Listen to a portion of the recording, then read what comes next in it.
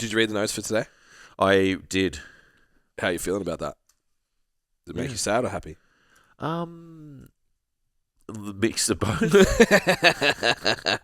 So we have to try harder.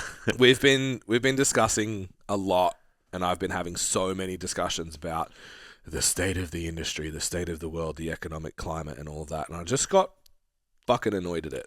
I was like, okay, I want to know how bad shit is.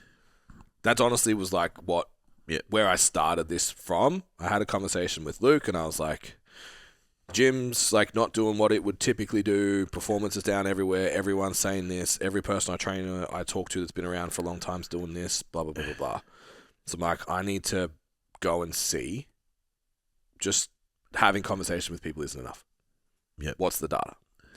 So the goal was, how bad are things, particularly in the fitness industry, but just economically in Australia as a whole? And what does it mean for us? Because I'm also like, but the guys in Standout that are doing the thing are winning. Yeah. Everyone I'm working with is executing the plan is winning. So what the fuck is going on? I see. And people will always be like, the money moves. There's always money. It just moves. Of course. So I'm like, well, what does that mean? Yeah. Where? What's going on with it? Yeah. So we're going to talk about consumer confidence first. Yep. Which is essentially just like a score of how confident people are that things are going to be okay. Or that things are okay. Yeah. So, ANZ, Roy Morgan Consumer Confidence, currently is sitting at 71. 100 is 0. Okay. So if it's below 100, bad. Yeah. Above 100, good. So it's 29 points below 100. So the average this year has been 71. And comparatively, 20. And I was like, what about like our coming up Where's era? the reference point? Yeah. So our coming up area, for that entire time, 2012 to 2019, averaged between 111 and 119 every single year. Okay. So the worst it got between 2012 and 2019 was 111.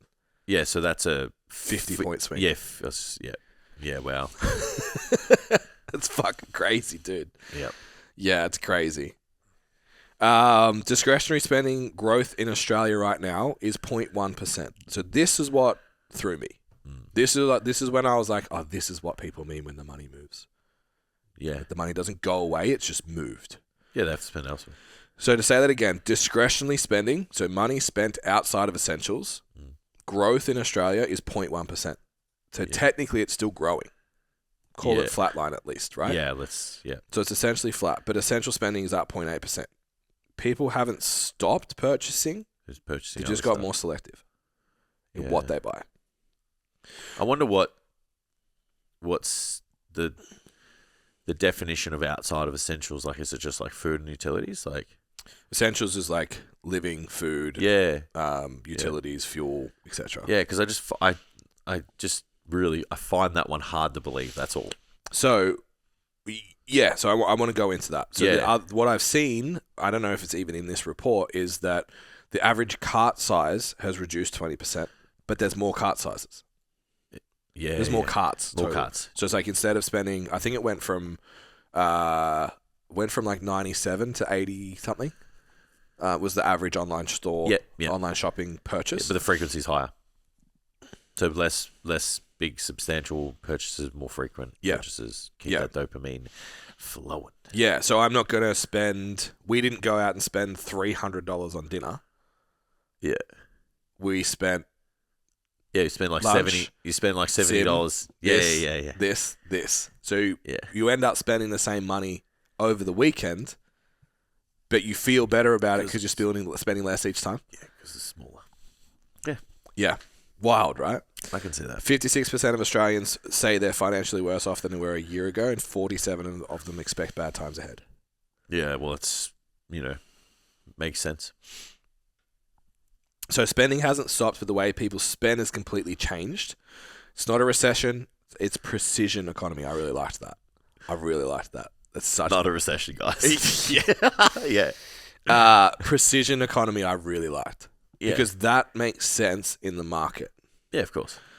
So people are spending, but they're doing it with intention, and they're not buying things they don't fully trust or believe in. So where you would spend money on a whim, now you need to know it's going to be there's good.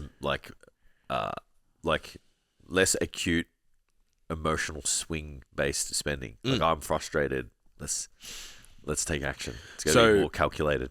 A guy walked in, one of my mates at the gym walked in the other day with a new Garth shirt. Yeah. And I was like, oh, fuck. I've lost my long sleeve. I don't know where it's gone. No way. I'm like, motherfucker. Really like to. I would go buy Gasp, and if I'm going to buy Gasp, I'm going to have to spend like $400 just because getting it here is make so the shipping expensive. Make the shipping worth it, yeah. But I wouldn't buy a new clothing brand right now. I wouldn't test one, but I'd drop $400 on an order for something that I know and trust. Yeah. I was thinking like, oh, okay, so that's played out there. Yep. Whereas 12 months ago, I'd be like, yeah, I'll try this new whatever. I'll do it. So it's a difference between I can't afford it versus I don't know if it's worth it. Like it. So in our industry, people are confusing the two. I like that, and I can see that even in terms of retention as well. Okay. Because I'm like, the people that trust and do the thing see the most value, so they're going to stay the longest because they believe it's going to work for them. Yeah.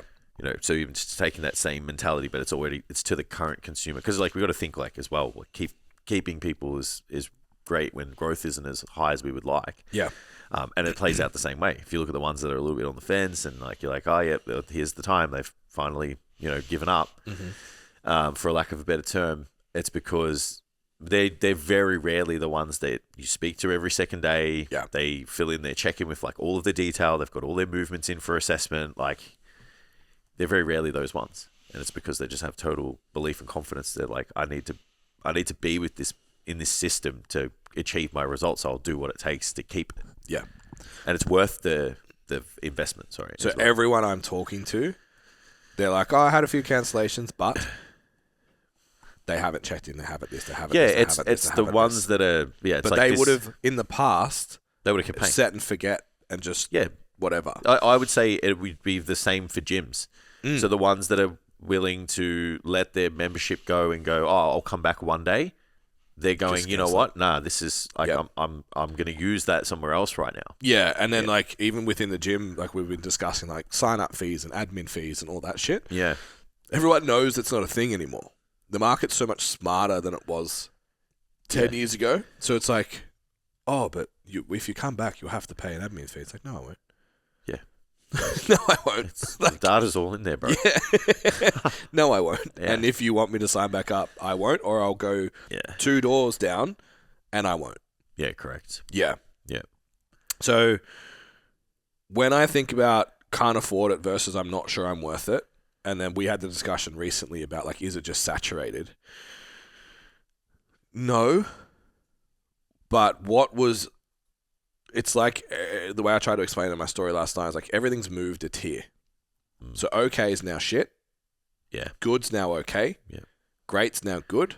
Elite is now the new ceiling. Yeah.